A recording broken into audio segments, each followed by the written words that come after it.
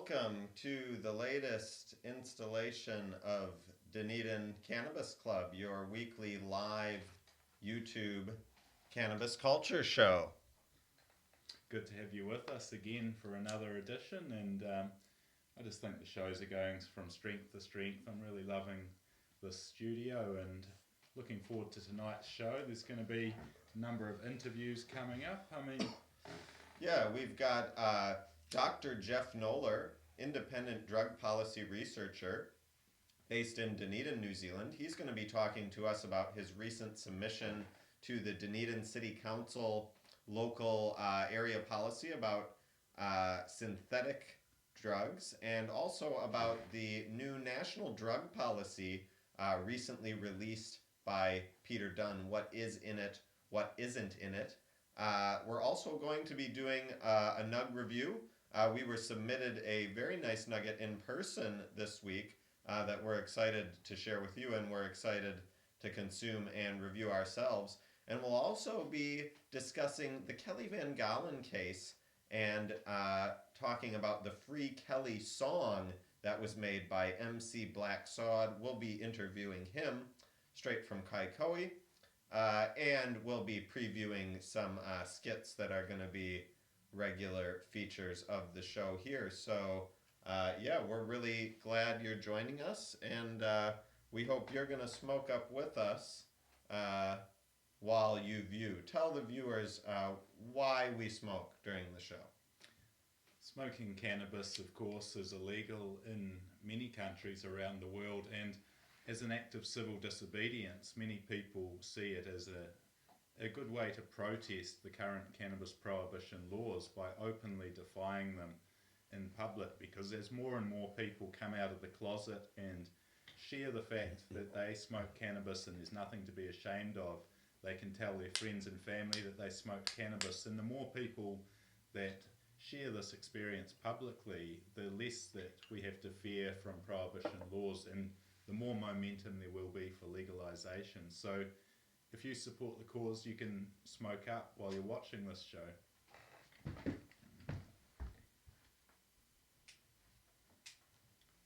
And of course, this show comes at you every week at around this time on a Thursday, so you can watch the live stream usually shortly after 8 p.m.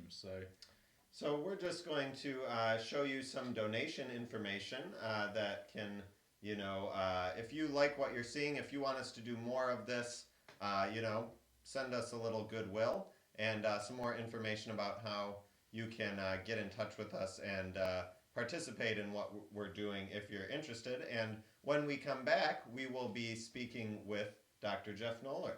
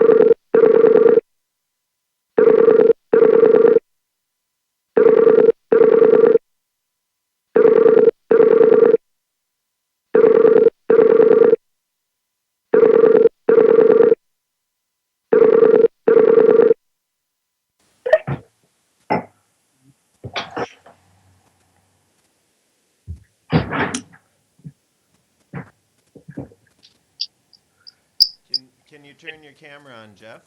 I'm about to do that, Abe. Yep, here we go. How about that? Hang on, it'll kick in a second. Sorry, I look like I'm in a cave. If you just bear with me for a second, I might turn another light on.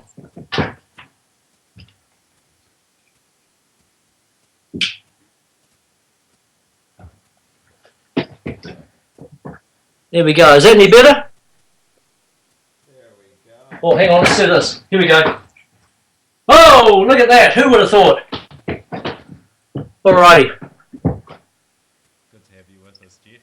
Yes, we read you loud and clear. How's that looking?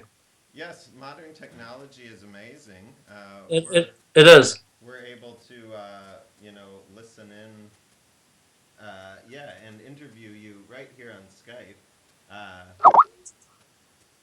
And we're interested to hear about your experiences submitting to the DCC, talking about the local area policy that is, of course, required with the the eventual legal sale of legal highs. And we're also interested in your opinion on the new national drug policy released by Minister Dunn.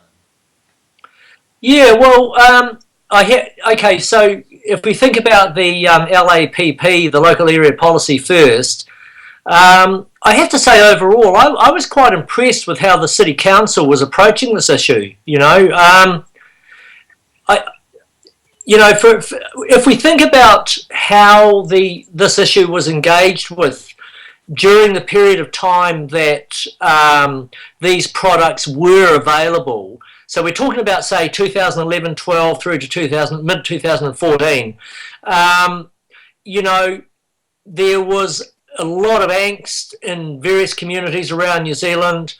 There was a lot of determination not to engage with the possibility of sale, etc. And we think about a place like Hamilton, for example, where that city council said, well, we don't actually want or accept the sale of these products within our central business district, and we're going to ban them effectively. And as a consequence of that, people talked about prohibition by stealth, for example. That was the approach that Hamilton adopted. So for me personally, to get an email from Kevin Meacham in the Dunedin City Council, who was the officer associated with the committee, the licensing authority, and say, well, look, we are preparing to have submissions on this, and if you want to make a submission, that's fine, and then if you want to speak to that submission, you can come along to our council meeting. I was actually quite impressed with that. So that was actually, from my point of view, that was actually quite a positive response to something that at this point is only a potential. Now, we did see in the sort of map of the Dunedin City Council's proposed local area policy sort of bubbles around these zones of exclusion surrounding things like churches or youth facilities, and it really created just a few little slices where retailing would be allowed, and none of those seem to line up with any of the existing type of retailers who had licenses and were selling products when they were available for that period, before mid last year. Now, someone had mentioned in the hearing, and it was reported in the Otago Daily Times, that what if we just make a new church wherever there's these little holes that are left that someone can legally retail? Maybe we should just set up a church there to create more bubbles and zones of exclusion to effectively have this prohibition by stealth. But apparently that is not going to be the case, and the council has, in fact, tweaked that map that we've seen so far. Yeah, this picks up on, or dovetails with what I was saying before about the positive approach that I felt actually existed with the City Council. Excuse me. I hear what you're referring to there. There was actually a pastor of a church who was present at those hearings. I should say that actually there were very few people present at the hearings. There was myself. There was about another 3 other people who spoke. I think there was something like 9 submissions overall. They'd also had like a kind of focus group where they'd asked about a couple of hundred Dunedin people, what do they think about these issues? And then there were a bunch of other people that they'd said, well, hey, why don't you put a submission in? Now, the religious person that you've referenced there, Abe, they expressed that their personal opinion was that they felt that these products shouldn't be available.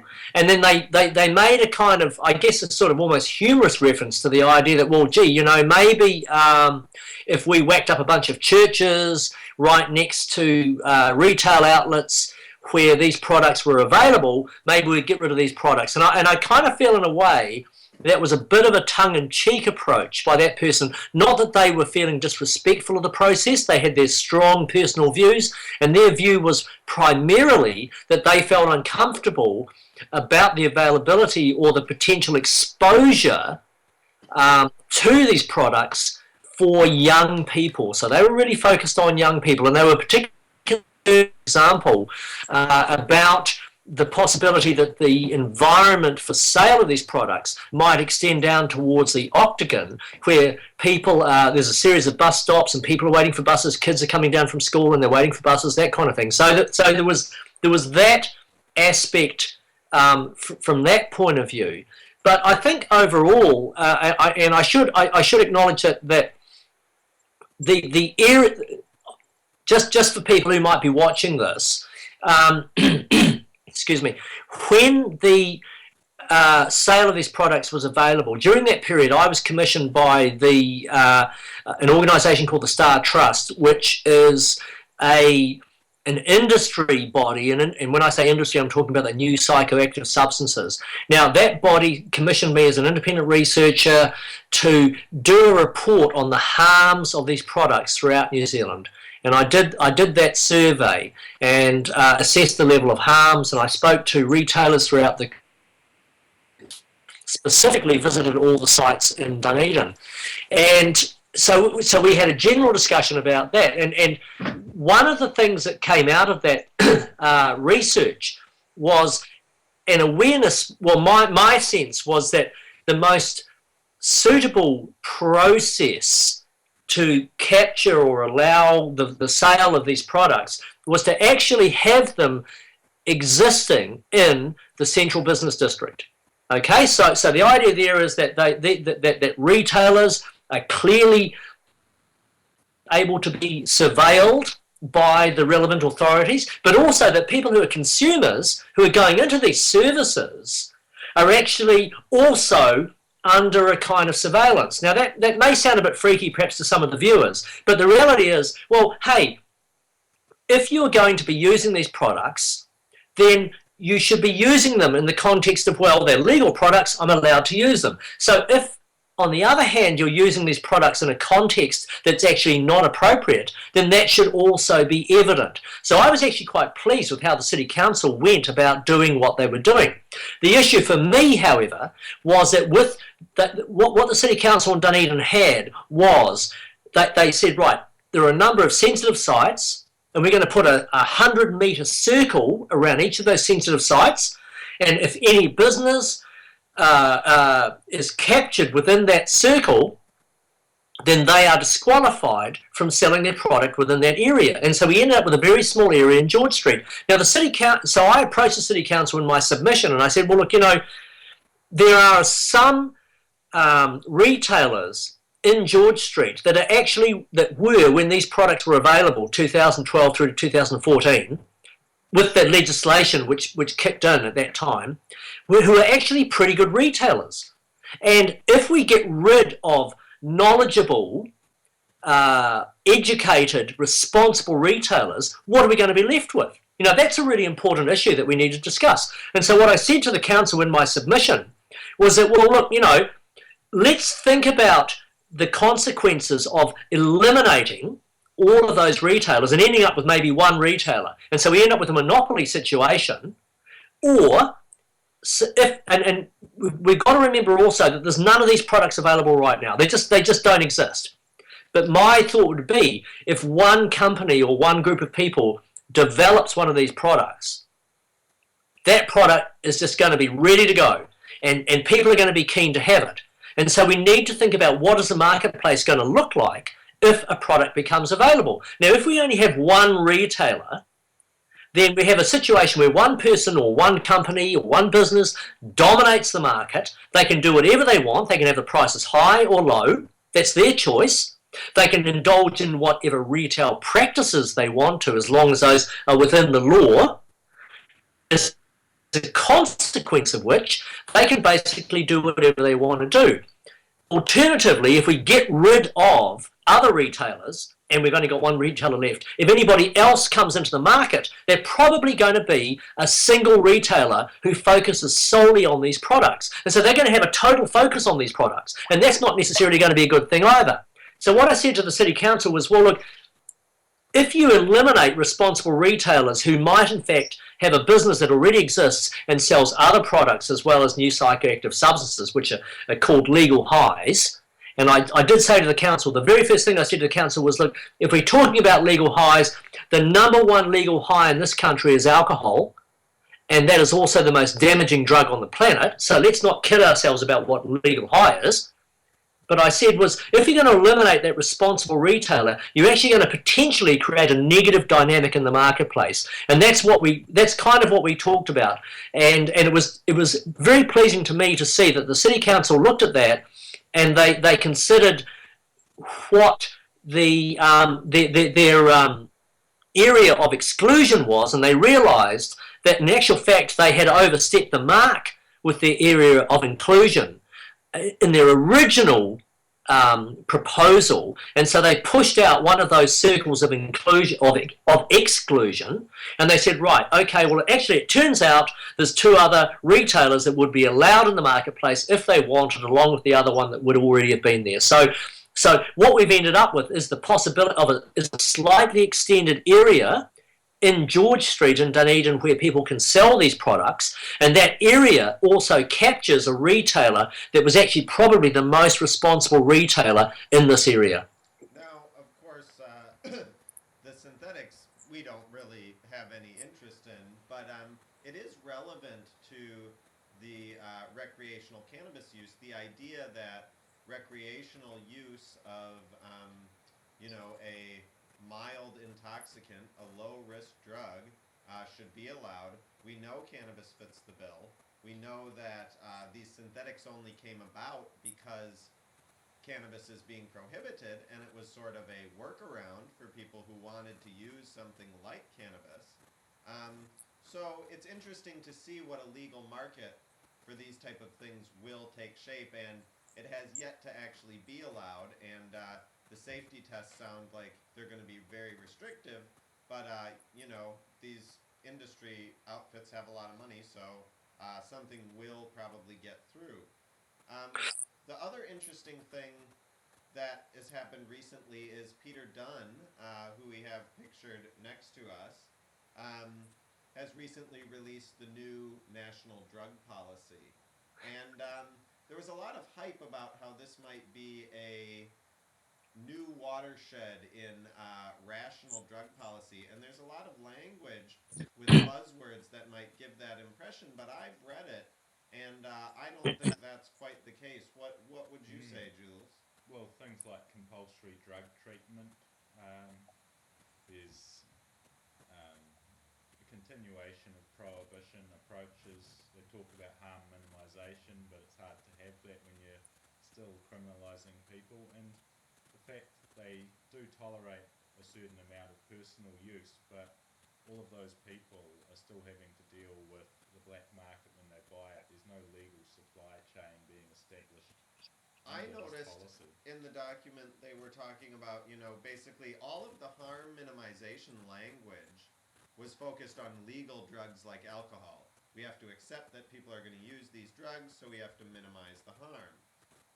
But then when it came to things like cannabis, they said, oh, well, maybe we'll review the idea of, looking more leniently at personal possession, but we, have to eradicate all manufacturing, which is growing.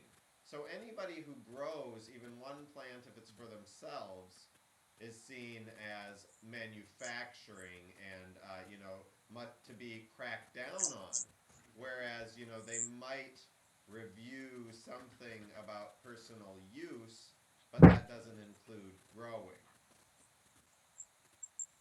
Yeah, you'll notice that the light is glinting off my my pate, my bald pate here, and that's because of the national drug policy. When I read that drug policy, I pulled my hair out. You fucking assholes, I said to myself. I'm sorry if I'm offending any of the viewers there, but it's a very interesting drug policy or drug policy document, not because of what it says, but because of what it doesn't say.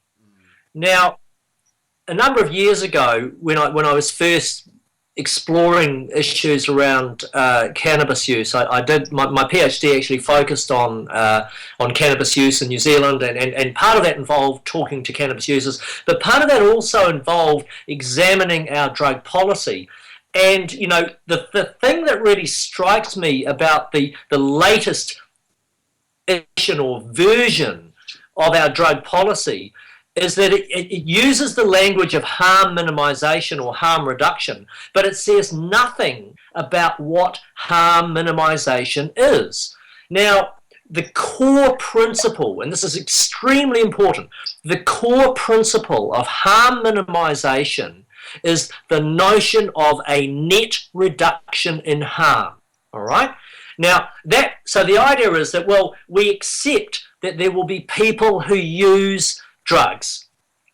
As an anthropologist, and that's my training, even though I found myself working in a kind of medical environment, I'm an anthropologist by training, and I know that that human beings as a species we've always sought to alter our consciousness. That's something we've done. Now, you can do that by chanting, by fasting. You can attach rubber bands to your feet and you can jump off bridges and the shot over river.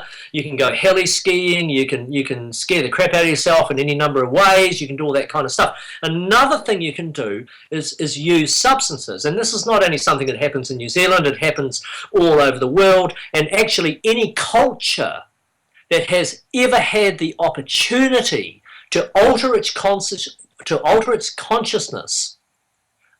will take that opportunity, whether it's the use of substances or by other means. Okay, so that's something that human beings do.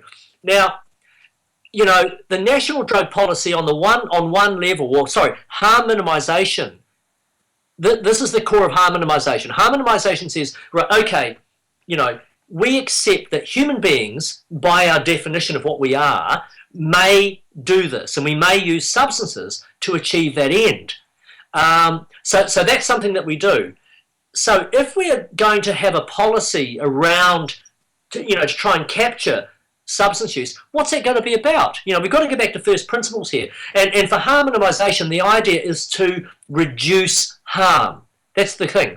And so that becomes then the aim. And so anything else is a means to reduce harm. So if you go to the point where we're saying, well, okay, one of the ways of reducing harm is to not use drugs, fine, that's okay. But it should not be an end in itself. And one of the problems with the harm minimization approach in New Zealand is that the notion of using substances is something that we really struggle with. And this is not just New Zealand, this is all over the world, although increasingly other places around the world are actually saying, well, gee, maybe we need to accept this. Maybe we need to accept that people will do that, and so we need to reduce harm.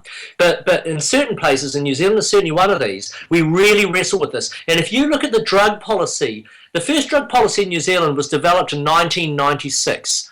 And that was when they said, we're going to have a drug policy. And there was a big discussion in government and in official government service circles around how that drug policy should exist. And it was decided to split it between alcohol and tobacco, which were agreed to be legal drugs, and so that came out in 96. And then in 98, out came the illegal drug policy. And that was couched in terms of harm minimization, the idea of reducing harm, accepting that people use. But if you look at that process, there's always been a nervousness by New Zealand government officials around the notion of how we incorporate harm minimisation into that. And it's not something that sits very easily with New Zealand government policy people. And if we look at the latest version of the drug policy, they mention harm minimisation several times, but they don't go into any detail at all about what it is. And this is a really important thing. And so what happens is models of abstinence and reducing drug use become preeminent, and all the other stuff gets kind of conveniently shunted off to one side. And so we've got a policy that uses phrases like harm minimisation and, we've got to reduce harm. But the reality is they don't actually talk or define what harm minimisation is. And they bandy around words. You're quite right, Abe. They bandy around words, like, we've got to protect people, and we've got to make sure things are okay, and all this kind of stuff. But they don't actually talk about serious harm minimisation. And I mean, I had a recent communication with some journalists around the issue of, for example, pill testing. And it was pointed out to me, and this relates to the use of MDMA, otherwise known as ecstasy. This is methylene dioxymethamphetamine, so that's MDMA. And the argument here was, well, maybe it would be useful or helpful to have, for example, the possibility of having pill testing. So you go to a dance party, you're hanging out, you've bought yourself a pill, you paid $70 for it, or if you're lucky, $50 or $40, and you're wondering what's in this pill. You go along, you get it tested, and they tell you, oh shit, hang on a minute, that's PMA, that's going to kill you, don't have it, right? Now this occurs in places like Switzerland and the Netherlands. This is quite standard procedure. In New Zealand, you're actually not allowed to have a pill testing process, because as far as the policymakers are concerned, if you have a pill testing process, you're encouraging drug use.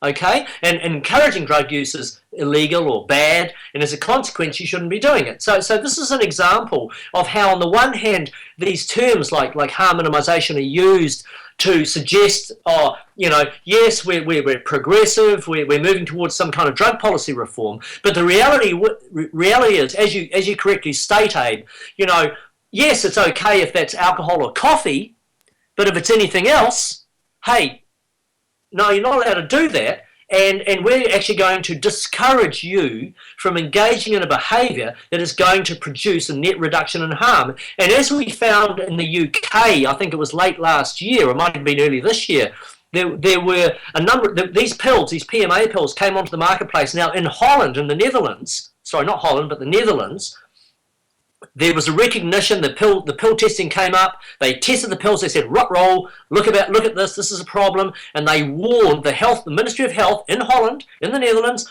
put out a national warning, saying, "Look, if you've got these pills, these are Superman pills. They had a wee Superman on them. This is for a kind of ecstasy pill. Don't take them. They're really dangerous."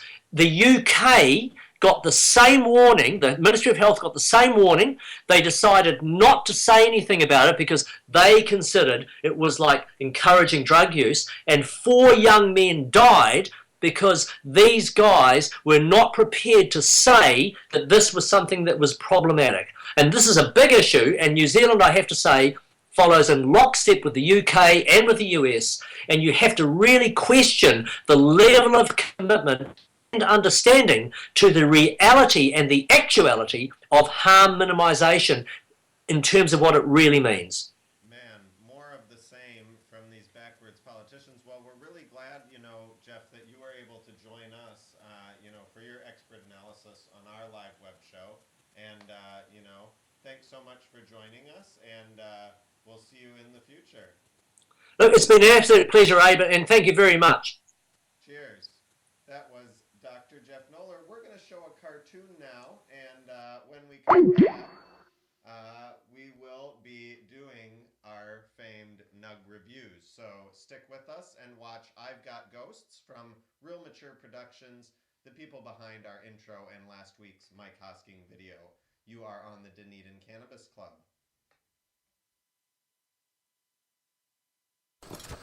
Oh, yeah. Y desde el... No, desde el Raptor no me deja sacar la escopeta, así que nada. Vale, pues es aquí. A ver cómo va. Y llega, ¿no? ¿De sobra o qué? Claro. ¿Le he dado? Sí, ¿no? ¿En su lado Hostia, dado? me ha matado. Me han matado un tiro, Pues le meto al carno. Sí, me queda el carno, Ah, tiene otro Rex, ¿no? No, ¿dónde está? ¿De pronto? ¿Ah, sí, tiene otro red? Joder. Hi. What do you want? Hello. Is this McMurkin Perkins and Boot?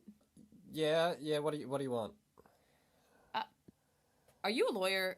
Can I speak to a lawyer, please? Have you ever talked to a lawyer before? Those guys are assholes. What would you want to speak to a lawyer for anyway? I've got ghosts. What do you mean you get posts? I said I've got ghosts. Donna! This guy's got posts. Hello, McMurkins, Perkins, and Butt. Are you the lawyer? Yes. I am a lawyer. Would you enjoy some law? Would you like to see my law degree, which I got from a college that is not online? On the phone, what can I help you with today in terms of the law? Because I am a lawyer. I don't know if your secretary told you, but I'm having a bit of a ghost issue. Ghost. Okay, that's spooky. Are they nice ghosts? Well, excuse me? I mean, like, you know, is it a Christmas ghost? Like, what did they do to you? They're haunting my fruit crops. They're scaring away my workers. I can't harvest my goddamn apples. Spooking the fruit. Would you like to litigate? Yes, that's why I called a lawyer. Well, okay. I will put on my suit and I will see you in court.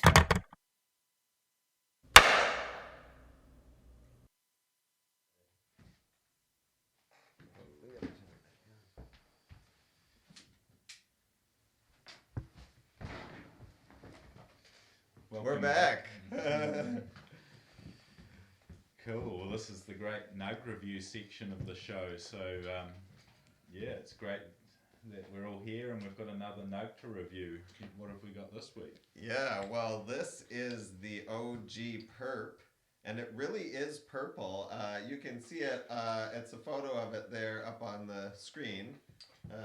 There on the screen. And yeah, I'm excited to smoke this. It has been tough times here in Dunedin, and this is going to be a real treat. And as you can see, it's quite crystally. Well, let's assess it. I mean, pass it around, and the smell test. I'll break a little piece off and pack it, and then you can get the real sort of odor.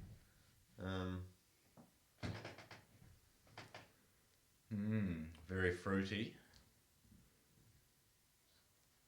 It's got that distinctive skunky smell, doesn't it? Yeah, it's very almost piney. Dropped everywhere. Piney when you get right into it. Thankfully, it's quite large, so it's easy to pick up. Yeah, very covered in trichomes, very crystally bud there, and looks like it's going to be quite strong stuff, wouldn't you say? Yeah. Now this our last sort of nug last week was came off the dark net. This one was actually clandestinely brought to us in person, and this is from someone in the Marlborough region, and yeah, this is called the OG Perp.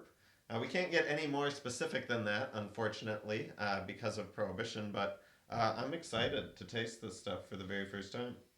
Oh, for sure. It's not every day you get OG perp in this town, D-town. D-town.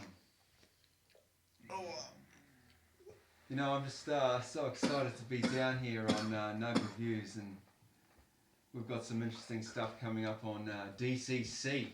Thanks for tuning in, and so many people have been. And you might also recognise our faces from a radio show we do called Overgrown. Friday nights, Radio 1. Tune in and listen to this insightful kōrero. Go into some other areas. That's live streaming at r1.co.nz. Yeah, every Friday night, and sometimes we replay audio from this show, and that works. So yeah, let's pack it fresh. We'll give you guys each a fresh green hit of this. I'd say that's 10 out of 10 for me. Yeah, wow. But Now, to be fair, it is scarce, and anything's 10 out of 10 though. Solid 10. As you say, it's been very hard to find anything. So, you know, it's great to see something of this quality.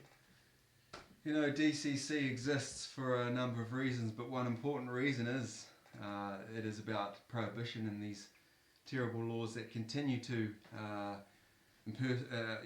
put us in jail, incarcerate, when all we're doing is smoking a plant that's growing everywhere. And it's for those of you fighting, we've got some interesting shows coming up in association with Dunedin Cannabis Club shortly, and you boys know what I'm talking about. I'm getting pretty pumped, if you know what I mean. And nice.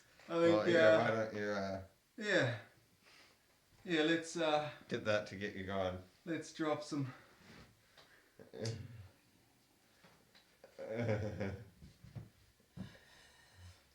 So we hope you guys have been enjoying our show, DCC. You know, we're always striving to get better.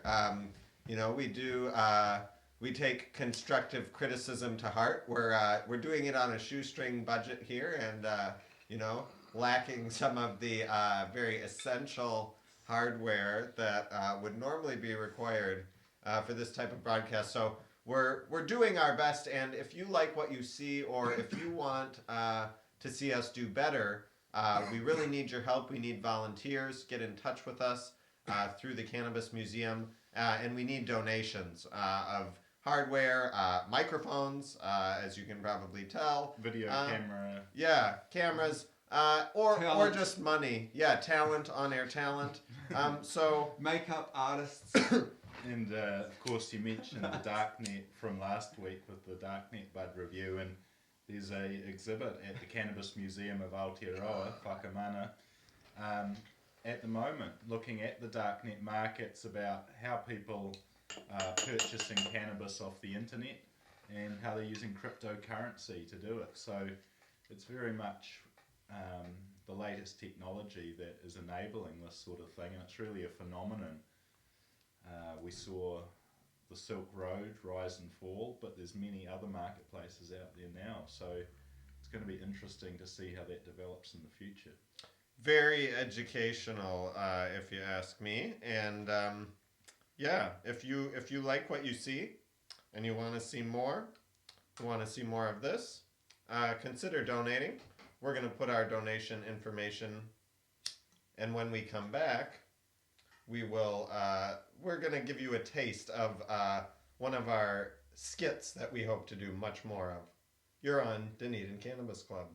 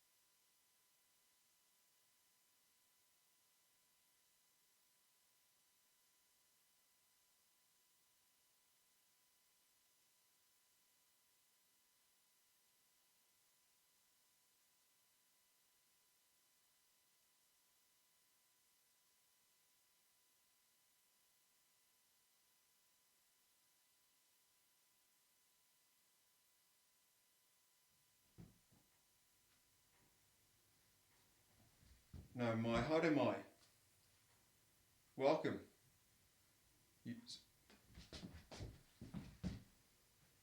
This show is called Puffing Iron in association with DCC, Dunedin Cannabis Club. Thank you for watching. My name is the Sergeant at Arms. I'm a fitness trainer, if you want to believe that little thing down there. And this show is called Puffing Iron. What is it about, you may ask yourself? Well, this show is about staying strong. Staying strong, what for? Staying strong because you're fighting the war on the war on drugs.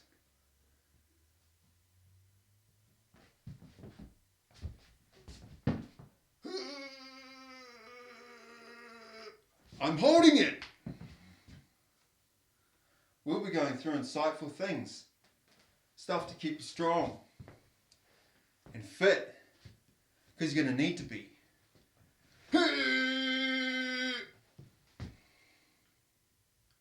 Alright, so tune in next week. You'll learn how to do bicep curls and perhaps squats.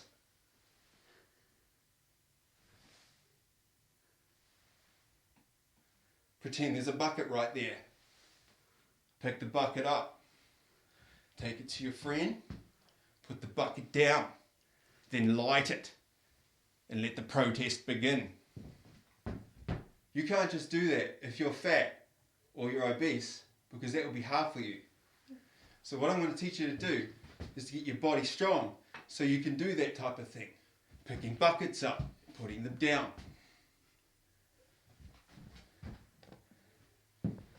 To pick a bong up, you've got to be kind of strong. So, tune in to find insightful tips on how to get stronger. To do that, what I just did there, I picked up the bong. Because at some stage in your protesting life, you're going to have to hand it to a friend. Thank you for watching. This is Puffing Iron. Tune in, DCC, Dunedin Cannabis Club.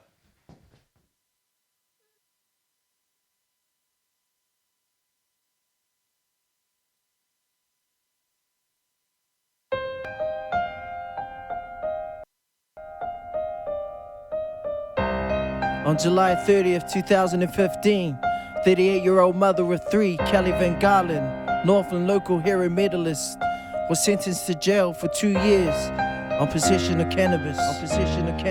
Since the beginning of time, mankind has used cannabis for its medicinal benefits that it possesses, that tetrahydrocannabinol. I'm not saying it wrong. What I'm saying, the law's in need of an overhaul. You see, I'm over all this BS questions like, sir, why do you have drugs in your possession? And what? There's 2 blinds that are going out the back, not for sale. You can quit talking smack like that on the net. But there's a cash stashed under the floor. No messages or phone contact to report. I'm cultivating natural plants from its natural source. But you wanna lock me up, so I'm coming up short. Took me all the way to court to prove the law's unjust, when alcohol's poisoning generations of us. Tell me, cuz, does the law protect or destroy people? We'll keep the flame burning till we see you free, Kelly. Take a look at the children and feel the pain. Look around the hood and you'll see that it's not the same. We're out here and no, we're not going nowhere. One love, put your lighters up in the air. Excuse me, Your Honor, I just can't ignore it. Are you smoking on THC? Cause the verdict you delivered was a miscarriage of justice. Everybody's like, OMG, sick Kelly, free, and let it be with the final free. To de-stress off the collar, free from the iron fist that holds it captive. Put the word out, and the whole crowd reacted. Passionate about the community, created unity. Painted pictures and sculptures made for you and me. Got a lot of love and gives it all back. The people stand behind you, cause you're all that. Never give up. You just keep fighting like a champion, striking down the lion. Solitary confinement's no option. We keep the code proper rocking. On McDonald at a farm that he needs to get lost in. And the charges, you should have dropped them. Free Kelly, free Kelly, free Kelly, free Kelly, free Kelly, free Kelly, free Kelly, free Kelly, free Kelly. Free Kelly. Free Kelly.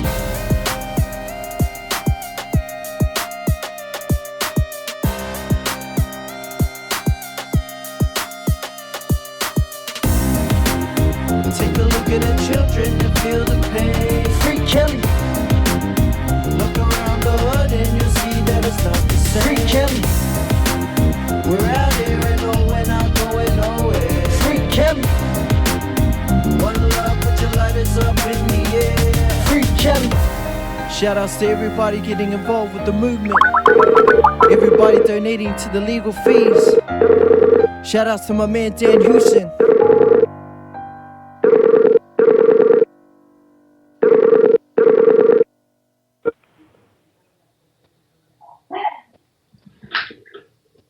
Hello. There you go. Hello. Yep. Welcome back to Dunedin Cannabis Club. The song that you just heard was Free Kelly, and joining us via Skype right now we have MC Black Sword, the author of that song. Thank you for joining us. Tell us, you know, the Kelly Van Gaalen case has captivated the nation. The gross injustice of, you know, our cannabis prohibition laws on this poor mother. You are there up in the Kaikoi region. What inspired you to write this song? Well, in all honesty, I wrote the song because Kelly actually helped me get a gig and open up for a real awesome New Zealand artist called Bella Kalolo. So me and my crew, the Funky North, we got to open up for her, and Kelly made that happen. So I thought, I'm a local MC, you know, hip hop's political, and I have a voice, and that's all I have. So that's my koha back to her, was to just write a song about what's happened and what's going on, more like to create awareness, you know, not really about cannabis laws or anything like that. I mean, this lady is a upstanding leader in the community that I live in, and yeah, that's basically why I wrote the song. So now, Kelly, as you say, she was an upstanding leader in the community that you live in. She's well known in Kaikoi. Tell us a little bit about, as you say, she got you guys a gig. She was involved in arts organizing, things like that. Tell us a little bit more about what you knew about Kelly, just being an average citizen in Kaikoi. Well, again, like, I have never spoken to her, and I actually don't know her, but I know that I've seen her locally, and I know, like, her mum more, and I've spoken to her mum more than I've never spoken to Kelly before, but I know what work she does in the community, and yeah, she has a lot to do with the arts and creating events, making local events happen in the Kaikohe region. So yeah. Well, that song, you know, it says it all. Really powerful. I mean, I've just been listening to it on repeat for a couple of months now. Yeah. Cool. Thank you. Oh, it's a great song. It's amazing, you know, it's really inspiring to have that sort of music to go along with the political campaign, and to know that there's so much support out there for Kelly, because such an injustice, wouldn't you say? And the fact, yeah, absolutely. And the fact that you, you know, this song was out there within days of the decision. I mean, this was a true, all of the publicity around Kelly's case. It's a real grassroots community effort from all across the country of people who are genuinely outraged by what they see. Absolutely. I mean, tell us a little bit about the people that you're talking to. What do they think? What have they been saying about Kelly's case? Mostly like the people that I've spoken to are also people who either know her directly, who know her whānau, know her family, or like myself have never met her but know that she's a local person who stays within our community of Kaikohe, and just genuinely want to try and pitch in and help in some way, whether it be making music or organizing pages on social media, like Rob Uberfeld, shout outs to Rob, who set up the Facebook page and the Give a Little page. And we're talking about the song.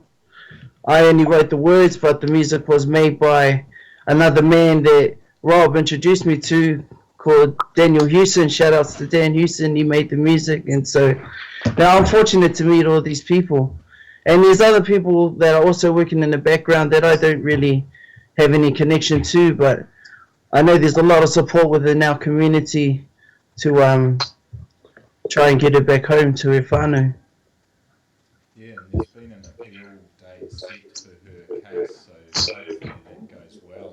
But I mean, what was the general feeling in Kaikoui towards Judge John McDonald and his decision to send her to jail for 2 years? Yeah, it's a bit 50-50 really. Some people think, some people really, really believe with a passion that it's wrong, that his decision was wrong and it was an injustice. And then there are other people who, who obviously lean to the opposite side of the fence and agree with his decision. But I mean, it's some people think that it was wrong or what he's done, and some people think that, unfortunately, believe that she should be where she is. Well, that is a sentiment that we just cannot agree with, and we're so glad that you were so brave to speak out, and obviously it was just a real genuine feeling from what you saw happening to a woman that you knew about in your community, and it's great that you wrote that song, and we were really happy that we could play it and that you could tell us a little bit about it. So thanks so much for joining us on the show tonight. And thank you for having me. How can people find out more about your music if they're interested? Well, you can check out my website. I made it for free online with Weebly, so it's www.mcxblacksword BLAKSAWD.com, and you'll find links to all the material that I have online, like my YouTube and my music, and also my crew that I'm linked with, the Funky North. Go check us out on Facebook. Go check us out online. We got our own website as well. And thank yous for having me, and to everyone else who's helped me on my journey, man. Thank yous very much. Sweet. Well, big ups, Trey, and thanks for joining us. We'll speak to you again soon. Have a good evening. Awesome. Me koe hoki ngā mihi nui ki a koutou. Thanks for having me, man. Cheers. One. Cheers. You are on Dunedin Cannabis Club. It's time for us to go now. We're going to have one last cone. Thank you for joining us. You viewers probably went a bit longer than usual tonight, but we hope you enjoyed it. And we're not going to have a show probably next week, or we may, from a remote location. We'll see what happens, but we'll definitely be back the week after that with an even bigger and better show. We've got some professional crew from overseas coming to join us, so we'll have one last cone, and we encourage you, the viewer at home, to have one last cone. Anything you'd like to say in parting? Oh, just cheers for watching. It's great to have all the support from the viewers out there, and the show's just going to go from strength to strength. Of course, when you're doing a live show, anything can happen, and it's a lot more unpredictable than something that's scripted, and it's just amazing that we're having all these people able to come in via Skype, and we can talk to anyone in the world now on the show. So if you want to be interviewed in a future show, just get hold of us, and you can check out cannabis.org.nz. There's a variety of website links up there to cannabis related organisations, and of course the Cannabis Museum has a website up there as well, and you can find out more about the exhibits. Thank you so much for joining us. As Jules said, anything can happen, and many things have happened already here on the show tonight, but thanks for sticking with us, and as we said, we appreciate your constructive feedback, and we need all the help we can get, so let us know if you think you can help us out, and keep blazing, and do those civil disobedience act of protest in public, in your own home, wherever you can, as much as you can. Thanks for joining us on Dunedin Cannabis Club. Catch you next time.